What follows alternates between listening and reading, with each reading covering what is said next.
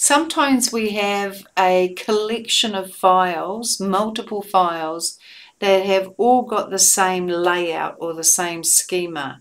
And we really have them all stored in a single folder in our Windows Explorer. And I want to, in Power Query, create a new query which combines all of those files for me that have the same layout into a single query. So let's have a look at this. So in your Power Query, go to New Source, and here we're actually going to go for More, and I want to select a folder. So when the More list comes up, you will have the option of folder here. And so really what you need to do is have a single folder with multiple files in it that all have the same layout, and that's what we're going to combine. So I connect to that folder. It will now ask me to browse and find that dedicated folder, so I'll hit the browse button and I'll go off to where I've got that saved. So let's go into here, let's go into documents, and actually let's go into C drive.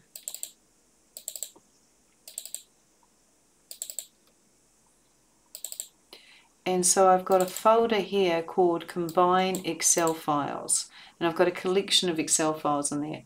And OK.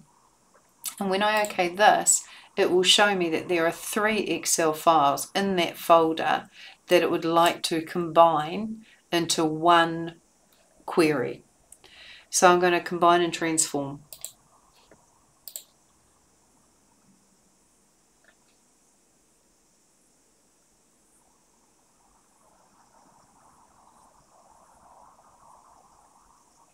Here it brings up the Combined Files dialog, and it shows me the first file.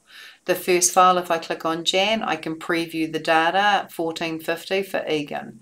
If I want to look at Rotorua, that is actually the first file, so I'll see the same results, 1450. But if I go to Topor, I can see that the January figure for Topor is 1200, and if I want to look at Tauranga, then I can see the January figure for Tauranga is 1600.